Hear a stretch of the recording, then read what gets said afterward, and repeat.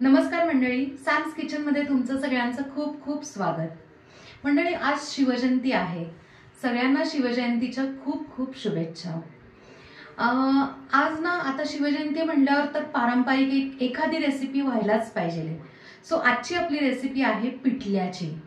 आता हे पिठलं जे आहे ते आपण स्पेशली कांद्याचं पिठलं करत आहोत आणि हे भाताबरोबर, भाकरीबरोबर, पोळीबरोबर, कशाबरोबरही खाऊ शकता, कारण हे पिठलं थोडंसं पातळ आहे, अगदी चविष्ट आहे आणि महत्त्वाचं म्हणजे अगदी झटपट होण्यासारखं आहे। सो नक्की करून मला कमेंट मध्ये सांगा।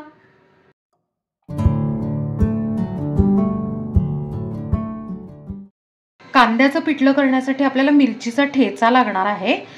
तर एका छोट्या मिक्सरच्या भांड्यात ना 3 ते 4 मिरच्या घेऊन आपण याचा ना ठेचा वाटून घेऊया। आपण ना मिरचीचा असा ठेचा छानपैकी ना करून घेतलेला आहे। आपण मिरच्यांचे ना मुद्दाम तुकडे करत नाही आहोत। काय होतं, मिरच्या एक तर वाया जातात आणि तिखटपणा पण त्याचा चांगला उतरत नाही। ठेच्यामुळे ना तिखटपणा इतका छान इक्वली सगळीकडे उतरतो। आता आपल्याला कांद्याच्या पिठल्यासाठी ना 2 मीडियम कांदे लागणार आहे। मी त्याचं ना साल काढून घेतलेलं आहे आणि छानपैकी ना बारीक चिरून घेऊया। 2 कांदे आपण छान बारीक चिरून घेतलेले आहेत। पिठल्यासाठी ना आपण ना डाळीच्या पिठाचं मिश्रण इकडे तयार करून घ्यायचंय। एक पातेलं घेतलं, त्यात ना 1 बाउल आहे ना डाळीचं पीठ घेऊयात, म्हणजेच बेसन।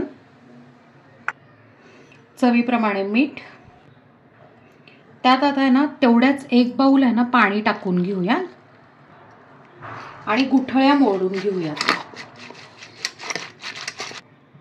आपण गुठळ्या ना सगळ्या मोडून घेतलेल्या आहेत। आता आपण पिठलं करायला घेऊयात। आपण आहे ना पिठलं करणार आहोत, त्यासाठी एका कढईत आहे ना मी 1 डाव तेल घालून घेतलेले आहे। आता त्यात ना 1 चमचा मोहरी छान तडतडली आहे, त्यात आता पाव चमचा हिंग घालून घेऊया। कढीपत्त्याची पानं, मिरचीचा ठेचा, बारीक चिरलेली कोथिंबीर थोडीशी आपण आहे ना फोडणीत टाकणार आहोत, कारण ह्याची चव खूप छान लागते यासाठी। त्यात आता अर्धा चमचा हळद, त्यात आता आपण जो बारीक चिरलेला कांदा आहे तो सगळा टाकून घेऊया। कांदा आपण छानपैकी आता परतून घेऊयात, अगदी हलका गुलाबी करायचा आहे। तुम्ही ना ज्या पदार्थामध्ये ना बारीक चिरलेली कोथिंबीर घालणार ना, जसं की आमटी किंवा काही भाज्या असतात, तर ते थोडीशी कोथिंबीर बारीक चिरलेली आहे ना फोडणीत टाकली ना की त्याची चव खूप छान लागते, म्हणजे छान चव वाढते त्याने। 2-3 मिनिटं आपण कांदा छान परतून घेतला आणि हलका गुलाबी झालेला आहे। त्यात आता आपण ना बेसन आणि पाणी जे मिक्सचर करून ठेवलं होतं ना ते टाकून घेऊया। त्यात आता 2 ते 2.5 बाउल आहे ना पाणी टाकून घ्यायचंय।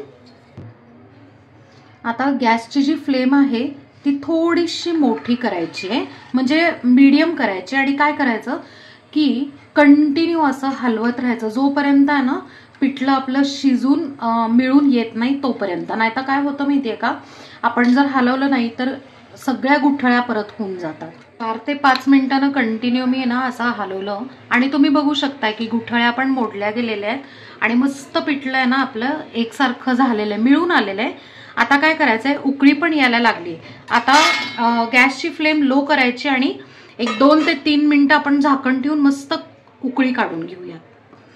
2 मिनिटं झालेले आणि तुम्ही बघू शकता पिठल्याला इतकी मस्त उकळी आलेली आहे। आता आपण गॅस बंद करूया।